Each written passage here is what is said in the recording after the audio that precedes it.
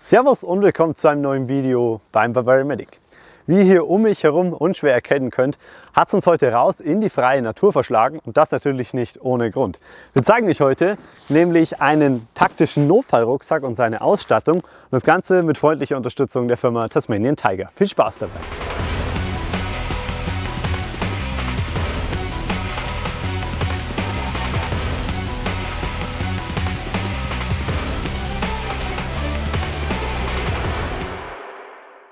Wie anfangs schon erwähnt, soll es heute um den taktischen Notfallrucksack gehen. Das heißt, wir zeigen euch im Laufe des Videos auch die entsprechende Beladung hier drin. Aber zuerst möchten wir auf den Rucksack allgemein eingehen. Den hat uns freundlicherweise die Firma Tasmanian Tiger zur Verfügung gestellt. Vielen Dank nochmal hierfür.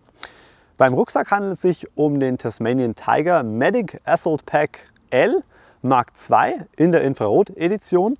Das heißt, dieser Stoff ist so beschaffen, dass man ihn mit einem Nachtsichtgerät, das eben die Infrarotstrahlen mehr oder weniger geschluckt werden und nicht reflektiert werden und somit wird er im Nachtsichtgerät einfach nicht so gut erkannt, was natürlich für die Tarnung ganz wichtig ist im militärischen Bereich. Dieser Rucksack hat ein Fassungsvermögen von 19 Litern, also nicht klein, aber auch nicht besonders groß, aber für diesen Zweck vollkommen ausreichend. Der Rucksack an sich kostet etwa 200 € und wiegt in diesem Setup 4,1 Kilo, also sprich mit dem Inhalt darin. Den Inhalt, den wir gleich vorstellen werden, der hat so ungefähr einen Wert von 500 €. Aber auch alles, was ich euch vorstelle heute, werde ich nochmal in der Infobeschreibung extra verlinken. Dann kommt ihr zu den Produkten und könnt euch die nochmal genauer anschauen. Ich würde sagen, genug geschnackt, schauen wir uns den Rucksack einmal genauer an. Hier außen am Rucksack habt ihr hier die Möglichkeit, über ein Molle-System nochmal zusätzliche Taschen anzubringen. Also die werden hier einfach eingeschlauft.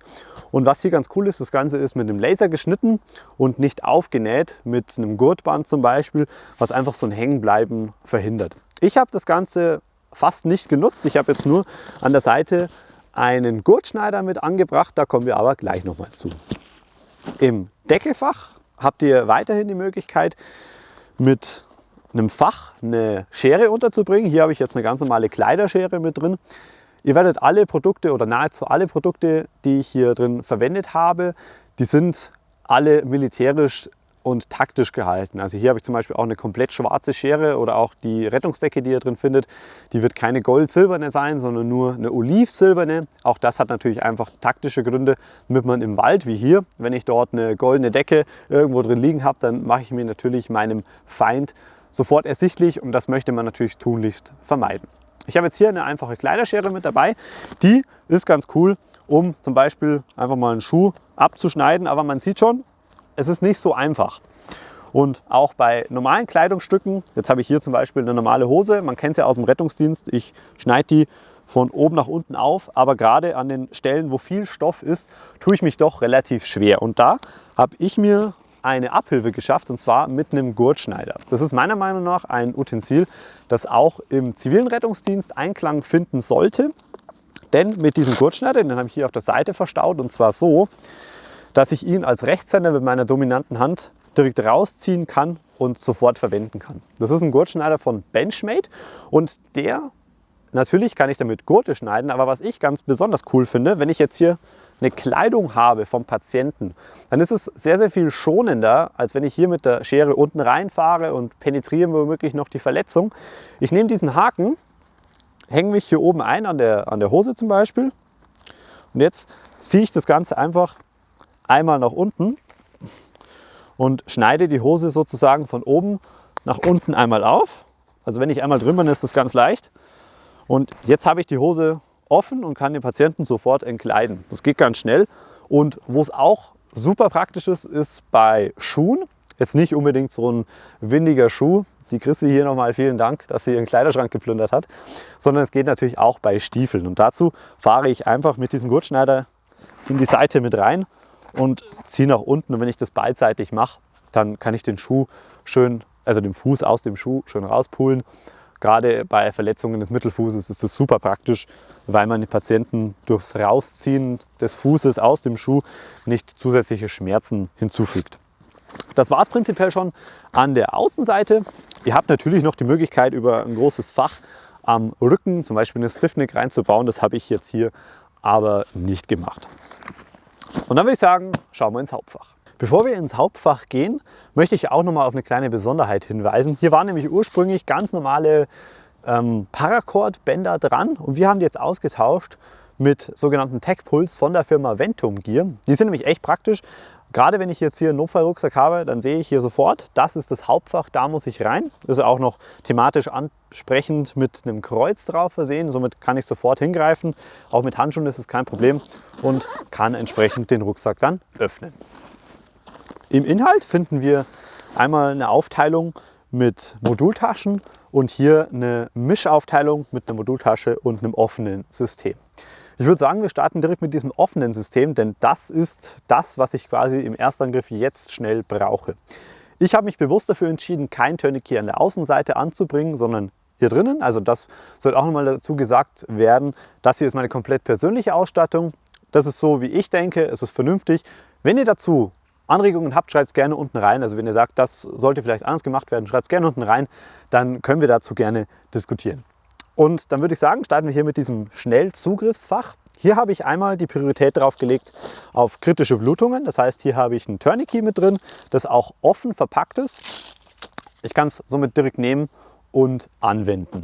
Also ich kann es direkt hier aufschlaufen und mir zum Beispiel selbst am Arm anlegen, wenn irgendwas passiert. Genau, das wäre das eine, ein Tourniquet. Und ich habe für mich auch die Priorität gelegt, wenn irgendwas passiert, dann muss der Patient raus aus dem Gefahrenbereich. Deswegen habe ich hier eine 1,50 Meter Bandschlinge, um den Patienten entsprechend damit rauszuziehen. Natürlich hat das ganze taktische Zubehör wie Plattenträger oder so in der Regel immer irgendwo einen Berggriff.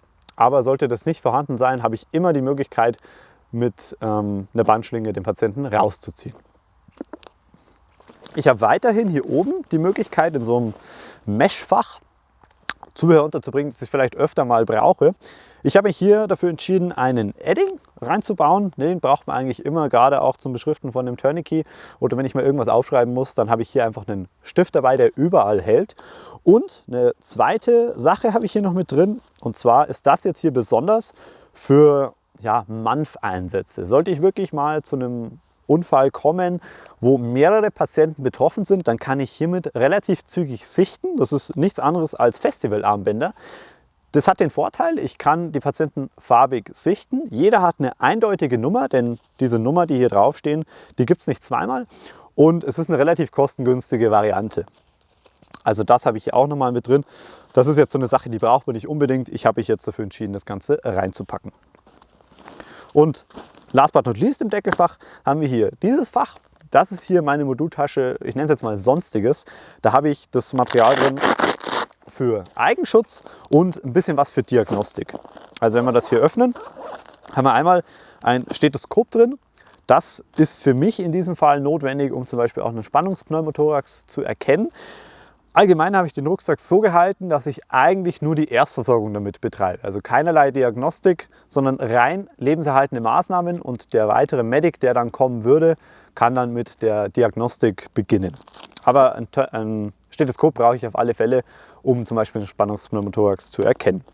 Dann habe ich hier für den Eigenschutz einmal natürlich, Corona macht es möglich, eine FFP2-Schutzmaske und Handschuhe. Hier sind 4 Paar Schutzhandschuhe mit dabei.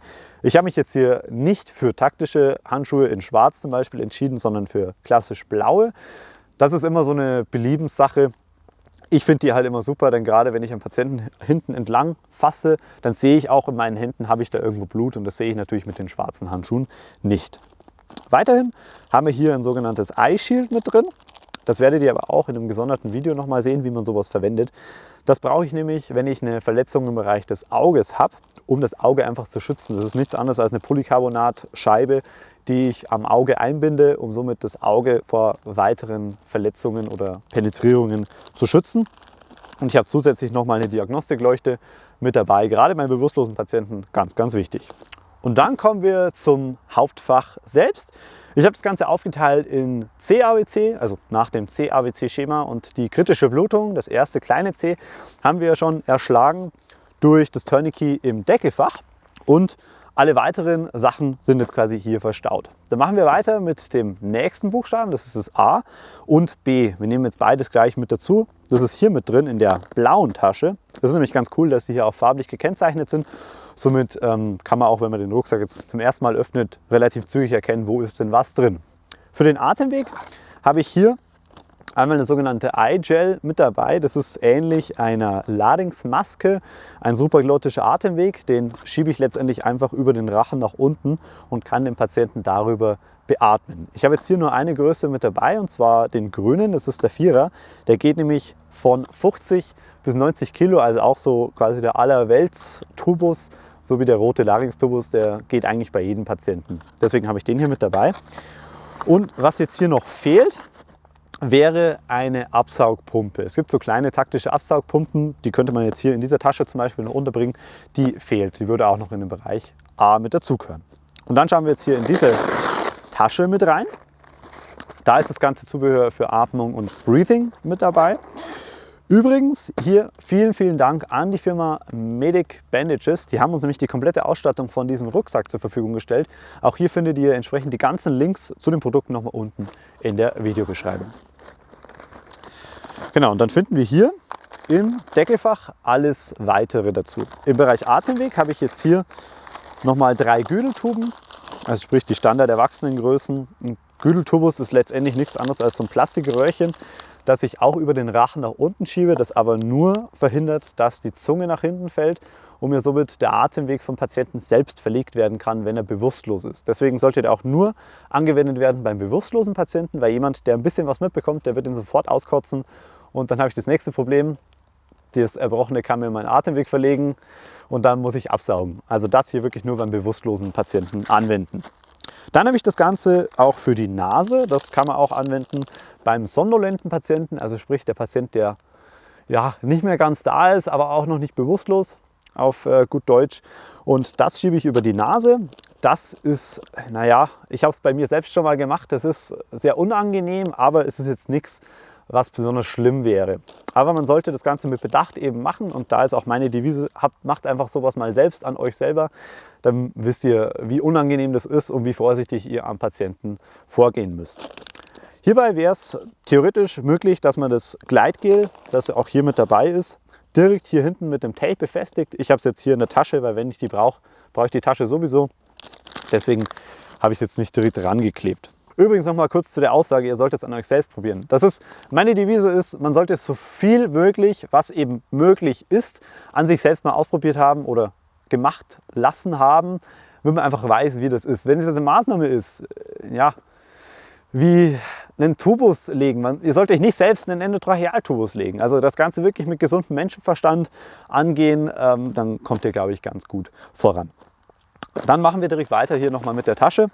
Jetzt sind wir eher schon im Bereich Breathing mit dabei. Wir haben hier einen Beatmungsbeutel mit dabei. Auch wenn es aussieht wie eine kleine Brotdose, es ist tatsächlich ein Beatmungsbeutel und der lässt sich nämlich hier sehr klein zusammenfalten. Das ist ein sogenannter Pocket BVM und der ist hier total klein verstaut und ja, der ist eben sehr praktisch, weil er nicht viel Platz einnimmt. Diese ganzen Materialien, die wir euch heute zeigen, die werden wir auch nochmal in gesonderten Videos euch zeigen. Also da wird es eine taktische Videoreihe geben. Da werden wir euch zum Beispiel auch diesen Beatmungsbeutel mal vorstellen und werden euch das Ganze zeigen. Wir haben schon mal 3 Videos gemacht. Da ging es schon mal um das Tourniquet, die Israeli-Bandage und das Woundpacking. Das Ganze ist nochmal oben verlinkt, die Playlist. Schaut da auch gerne mal rein. Das zum Beatmungsbeutel. Jetzt müssen wir mal gucken, dass hier nicht alles runterfällt. Und wir haben hier noch mit drin einen Beatmungsfilter. Der sollte nicht nur zu Corona-Zeiten verwendet werden, sondern wirklich bei jedem Patienten und immer. Ihr wisst nicht, was der Patient vor euch hat, ob er irgendwelche ansteckenden Krankheiten hat, die sich über die Luft übertragen. Deswegen nutzt immer einen Beatmungsfilter. Da seid ihr eben auf der sicheren Seite. Und dann haben wir jetzt noch 2 Materialien mit hier drin. Das sind einmal 2 Entlastungskanülen für einen Spannungspneumothorax. Die können wir jetzt mal eine auch aufmachen. Letztlich ist es nichts anderes wie eine große Kanüle. Sieht dann so aus. Ich habe einmal die Nadel, die befindet sich hier innen drin, und den sogenannten Mandrin, der ist außen drauf. Und diese Nadel nutze ich, wenn ein Patient einen Spannungspneumothorax hat. Das ist eine Luftansammlung im Thoraxbereich und die kann so weit gehen, dass das Herz dadurch ja nicht mehr gescheit schlagen kann und ich somit versterben kann, weil Erstens, ich kriege keine Luft mehr und das Herz kann nicht mehr richtig schlagen. Und dazu wird diese Nadel im Thoraxbereich punktiert, also ich steche die quasi rein in den Thorax an einer bestimmten Stelle und kann damit die Luft rauslassen. Und das ist ein lebensbedrohliches Krankheitsbild, das ich sehr, sehr zügig beheben muss. Und das ist auch definitiv eine Maßnahme, die nicht jeder machen darf, sondern auch wirklich nur geschultes Personal. Deswegen so viel zum Thema, probiert es an euch selber aus. Das wäre so eine klassische Maßnahme. Und dann haben wir hier ein sogenanntes Chest-Seal. Auch das können wir mal aufmachen. Das sind jetzt zwei. Einmal für eine Eintritts- und Austrittswunde. Das ist nämlich ein sogenanntes Thoraxpflaster. Das nutze ich, wenn jemand eine offene Thoraxverletzung hat, um zu verhindern, dass der Patient einen Pneumothorax bekommt. Also sprich, er bekommt Luft in den Thorax rein oder auch Blut, das sich ansammeln kann. Aber durch einen Ventilmechanismus geschieht es, dass das Ganze nicht mehr raus kann. Also es ist nicht ganz so lebensbedrohlich wie ein Spannungspneumothorax, aber ähnlich lebensbedrohlich. Das kann nämlich zum Spannungspneumothorax führen. Dann machen wir das Ganze auf und dann finden wir hier drin vor das sogenannte Chest-Seal und nichts anderes als eine Wundauflage, mit dem kann ich den Thorax abwischen. Gerade bei verschwitzten Patienten oder wenn Blut im Spiel ist, dann wische ich das ab. Und jetzt habe ich hier ein großes Pflaster. Das ist sehr, sehr klebrig, also ähnlich wie eine Defi-Elektrode. Und damit verschließe ich diese Eintritts- und Austrittswunde, zum Beispiel bei einer Schussverletzung oder Stichverletzung. Und habe aber die Möglichkeit mit diesem Ventil, dass das Blut oder die Luft, die da drin ist, wieder rauskommen kann und ich somit die Situation wieder verbessern kann für den Patienten. Wenn ihr sowas nicht habt, gerade im zivilen Rettungsdienst, es ist zwar jetzt über die Rebel-Geschichte mit reingekommen in die Ausstattung, aber wenn ihr sowas nicht habt, könnt ihr auch zum Beispiel Defi-Elektroden nutzen. Die sind natürlich so, also es ist ähnlich wie ein Chest-Seal ohne Ventil. Die machen das Loch einfach zu. Das heißt, es kann nichts mehr reinkommen, aber auch nichts mehr rauskommen. Somit könnt ihr die Situation für die Patienten nicht verbessern, aber sie verschlechtert sich auch nicht. Aber es ist immer noch besser als gar nichts. Nach A und B kommt C und das haben wir hier mit drin. Also hier ist das Ganze für Blutungsgeschichten nochmal mit drin, gekennzeichnet auch mit einem roten Band, damit man es sofort erkennt. Und hier habe ich eigentlich wirklich alles zur Blutungskontrolle mit drin. Wenn jetzt zum Beispiel das eine Tourniquet nicht reicht, habe ich hier nochmal zwei weitere Tourniquets mit drin. Einmal habe ich nochmal ein Cat Tourniquet mit drin und einmal hier ein Soft T. Wir werden auch hier nochmal ein Video drehen, wo wir verschiedene Tourniquets miteinander vergleichen, damit auch ihr nochmal einen Überblick bekommt, was ist denn überhaupt was für mich und wie verhalten sich die entsprechend im Einsatz. Wenn ihr sehen wollt, wie man sowas anwendet, auch das ist in der Playlist nochmal verlinkt, schaut da gerne mit rein. Das wäre es zu diesem Thema. Dann kritische Blutungen im Bereich von Gelenken, also sprich dort, wo ich kein Tourniquet anlegen kann, da muss ich packen. Packen heißt, ich nehme einen Verbandstoff, das ist hier nichts anderes als Mullstoff und den drücke ich in diese Wunde mit rein. Das können wir uns auch nochmal anschauen. Ich habe hier auch anschaulich nochmal was dabei. Das öffnen wir und dann haben wir hier, das Ganze ist sehr, sehr klein komprimiert, einen sogenannten Verbandmull mit dabei. Und der ist aufgerollt und der wird jetzt quasi in diese Wunde hinein gedrückt. Und damit wird diese ganze Wundhöhle austamponiert und hilft dann quasi meine Blutung zu stillen. Das hier ist eine Möglichkeit, die man nutzen kann. Die bessere Möglichkeit ist, das Ganze mit einem sogenannten Hämostyptikum zu lösen. Ein Hämostyptikum ist auch in diesem Fall jetzt auch aufgebracht auf so einen Gasestoff und das ist ein Stoff, der hilft bei der Gerinnung. Und diesen Stoff bringe ich vorher erst in diese Wundhöhle ein, mache das auch wie beim Packen auch, also ich drücke das Ganze in diese Wunde mit rein und dann ist es aber wichtig, ich kann nicht gleich weiterarbeiten am Patienten, sondern ich muss 3 Minuten diesen Druck halten, damit das Hämostyptikum wirken kann. Und wenn ich das dann gemacht habe, dann kommt da außen drauf nochmal ein Druckverband, damit einfach diese Wunde oder diese Blutung wirklich steht. Das hier zum Thema kritische Blutungen. Und wenn ich jetzt eine normale Blutung habe oder was, wo ich einen Druckverband brauche, dann habe ich hier eine ganze Litanei an Traumabandagen mit dabei. Eine Traumabandage, ihr kennt es, die meisten kennen es als Israeli Bandage, hierbei jetzt von der Firma Hartmann, das ist ein Eigenprodukt, eine Traumabandage. Das ist nichts anderes als ein vernünftiger Druckverband. Wir haben auch hier nochmal ein Anschauungsprodukt dabei, das ist jetzt nur eine andere Verpackung. Aber das ist eine sogenannte Traumabandage, jetzt hier von Hartmann. Und ich habe hierbei, erstens, ich habe ein vernünftiges Material in der Binde und das ist einfach wirklich stabil. Ich habe eine Saugkompresse, die mir auch bei großen Blutungen vernünftige Wundauflage bildet, und ich habe hier ein sogenanntes Druckmedium und damit kann ich den Druck quasi generieren. Dazu, genau zu dieser Bandage, wird es auch nochmal ein Video geben, aber jetzt hier einfach einen kleinen Überblick zu bekommen. Da werdet ihr nochmal genau sehen, wie nutze ich das Ganze. Aber letztendlich funktioniert es so, dass ich hier, wenn ich jetzt hier auf der Hand die Blutung hätte, dann drückt dieses Plastikteil auf die Blutung drauf wie ein Druckverband und hilft dann eben quasi die Blutung zu stillen. Und das Ganze gibt es auch mal in einer Sonderform, hierbei jetzt quasi die Israeli Bandage mit einer zweiten Wundauflage. Das ist gerade bei Thoraxverletzungen wichtig, wenn ich zum Beispiel auch hier eine Stichwunde habe oder sowas oder eine Durchschuss, bei einer Schussverletzung, dann kann ich das an beide Verletzungen hinschieben und kann es entsprechend um den Thorax rumwickeln. Das wäre es zum Thema kritische Blutungen. Und last but not least müssen wir natürlich auch für den Wärmeerhalt sorgen, und das haben wir hier in dieser Tasche mit dabei. Das ist auch nochmal Sonstiges, also alles das, was ich so unter D und E, wenn man jetzt das ABCDE-Schema anschauen würde, finden würde. Wir haben hier einmal 2 Rettungsdecken, hierbei wie gesagt auch die taktische Variante, denn nichts ist auffälliger als irgendeine gold eingewickelte Person mitten im Wald. Deswegen sind die hier oliv beschichtet, und dann haben wir noch was dabei für Brüche, und das befindet sich nochmal halb im Deckelfach. Ich habe nämlich hier eine Universalschiene mit dabei, also klassisch die Sam Splint, hierbei jetzt aber von einer anderen Firma, und das brauche ich, um Brüche zu schienen. Das ist zwar nichts, was aktuell lebensbedrohlich irgendwas ist in der Regel, aber ich nehme dem Patienten dadurch natürlich, je schneller ich das mache, Schmerzen weg von diesem Bruch, und dazu brauche ich das Ganze. Um diese Schiene zu fixieren, brauche ich auch nochmal eine Binde. Hierbei haben wir auch eine taktische Binde, das ist eine sogenannte Control Wrap. Das ist ein wirklich fester Stoff, auch ähnlich dem einer Israeli Bandage oder dieser Traumabandage, und ich habe hinten am Ende nochmal diese Klammern, wie man es auch von der Israeli Bandage kennt, wo ich das Ganze fixieren kann, und somit hält die Universalschiene einfach wirklich gut. Und was hier auch noch ganz wichtig ist, sind Dreiecktücher. Die werden immer belächelt, sind aber wirklich praktisch und für viele Dinge zu haben. Aber was hierbei wichtig ist, die sollten meiner Meinung nach immer aus Stoff sein. Die sind zwar in manchen Shops schwer zu bekommen, wir haben es im Rettungsdienst auch, und ich muss sagen, die sind wirklich praktisch und wirklich viel vernünftiger als die man aus dem Autoverbandskasten kennt, also diese Vlies-Dinger.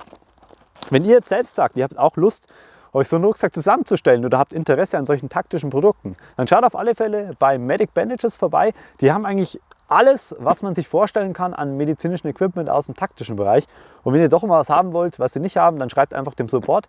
Die kriegen das bestimmt irgendwo her, und schaut einfach vorbei. Dort findet ihr eigentlich alle Produkte, die ihr haben wollt. Und nun sind wir auch schon wieder am Ende dieses Videos angekommen. Ich habe ja anfangs schon erwähnt, dass es sich hierbei rein um den Erstangriffsrucksack handelt, und das ist rein der Größe geschuldet. Wenn ihr jetzt einen größeren braucht, das gibt es natürlich auch von Tasmanian Tiger, aber der hier ist rein für Erstangriffssachen eben gedacht. Was ich mir auch gut vorstellen kann, wenn ihr zum Beispiel sagt, ihr möchtet privat den Notfallrucksack ins Auto zum Beispiel machen, dann ist der auch ganz cool, auch von der Größe her, nimmt nicht viel Platz weg, ist echt praktisch für sowas. Wenn ihr jetzt sagt, ich muss irgendwas umändern oder ihr habt irgendeine Kritik, schreibt es gerne unten rein, dann finden wir da auf alle Fälle zusammen. Und ich freue mich schon auf die Videoreihe, die wir mit diesem Rucksack drehen werden und die ganzen Maßnahmen, und da dürft ihr euch auf alle Fälle auch schon drauf freuen. Ansonsten sind wir hier am Ende angelangt. Ciao, bis zum nächsten Mal. Servus.